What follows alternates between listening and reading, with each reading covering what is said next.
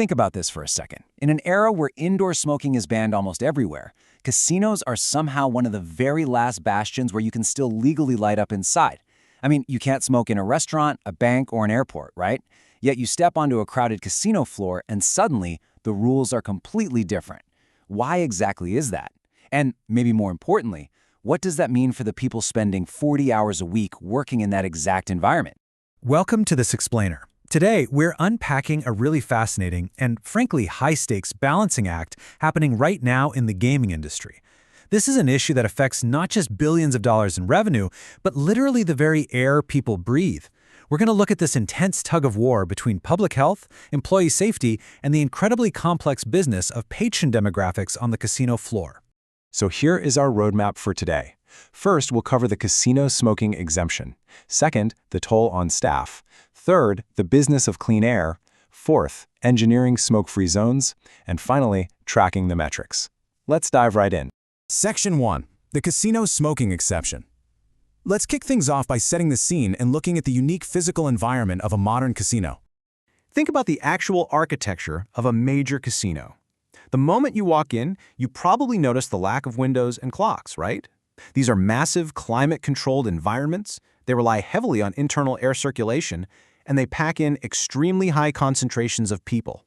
Yet, despite all the aggressive anti-smoking campaigns that successfully cleared the air in bars and restaurants everywhere else, many of these megastructures have somehow managed to remain legally exempt. And what's really fascinating here is the source of the data we're looking at. This isn't just some fringe public health debate, it is a major financial and operational risk factor.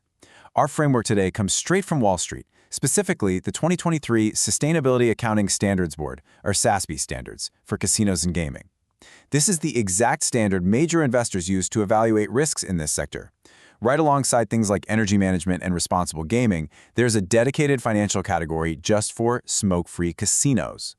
Section 2. The toll on staff.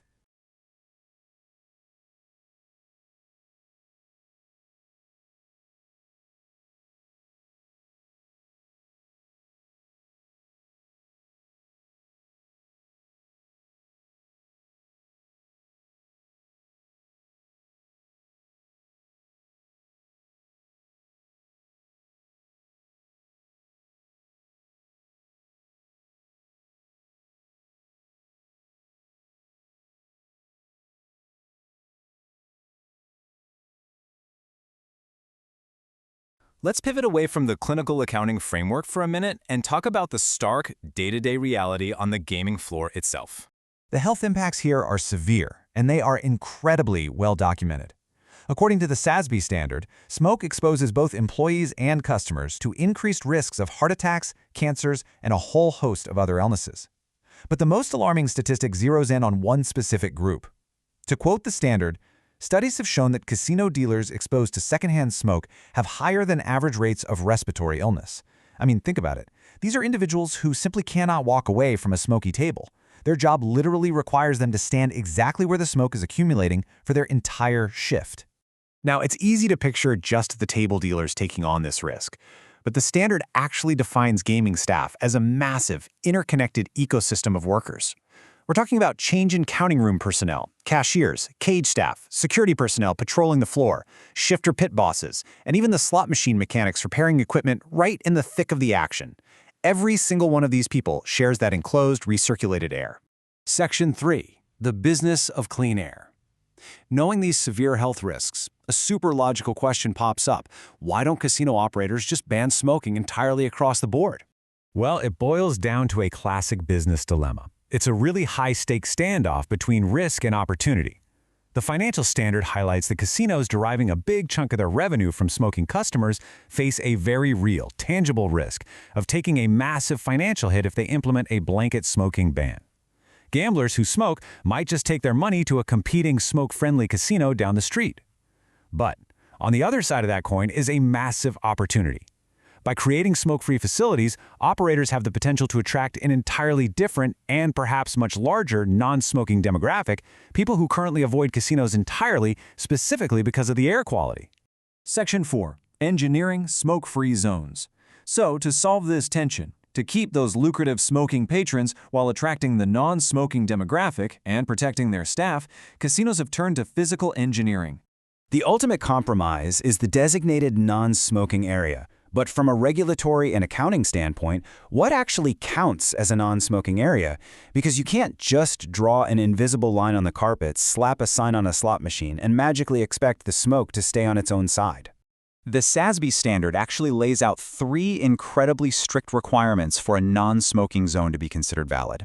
Step 1, it has to be clearly marked. Step 2, it must be actively monitored for violations by staff or security.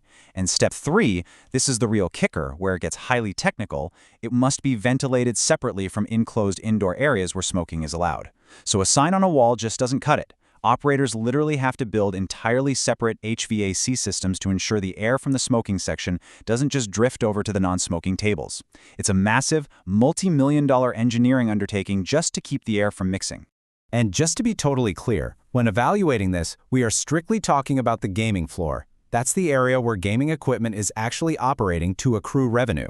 Operators do not get a pass for having a smoke-free hotel lobby or restaurant. The standard specifically excludes adjacent areas like hallways, retail spaces, bars, nightclubs, and entertainment venues. The real test is entirely about what happens on the floor where the money is actually being made. Section 5. Tracking the metrics.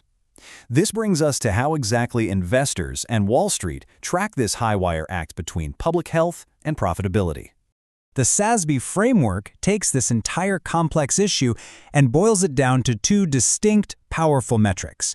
One of them measures the physical space, and the other measures the human toll. Let's take a look at how they work together. The first metric is basically a simple footprint check. It takes the gaming floor area where smoking is permitted and divides it by the total gaming floor area. This tells investors exactly how much of the property carries regulatory risks of future legal bans. It gives a really clear picture of the environmental layout of the facility itself. But the second metric is where the true human cost is accounted for. And this is crucial. It doesn't just ask for a basic headcount of employees. It calculates the percentage of gaming staff exposed based on the number of man-hours worked on the casino floor in areas not designated as non-smoking. By using man-hours instead of just a headcount, this metric doesn't let casinos hide behind a bunch of part-time numbers. It captures the true, compounding reality of breathing in that air, shift after shift for the mechanics, the dealers, and the security guards we talked about earlier. So, we arrive at the ultimate question. Casinos are caught in this fascinating tug-of-war. They're utilizing complex engineering, separate ventilation systems, and strict monitoring to try and have it both ways. But as we look at those elevated rates of respiratory illnesses among staff, set against the backdrop of legacy revenues and shifting patron demographics, we really have to ask, is the physical boundary of a separate HVAC system actually enough to bridge the gap between employee health and casino profits? It's a complex intersection of public health and business strategy, and as these metrics show, Wall Street is watching very, very closely to see how it plays out. Thanks for joining me on this explainer. I hope this helped clear the air on a really complex topic.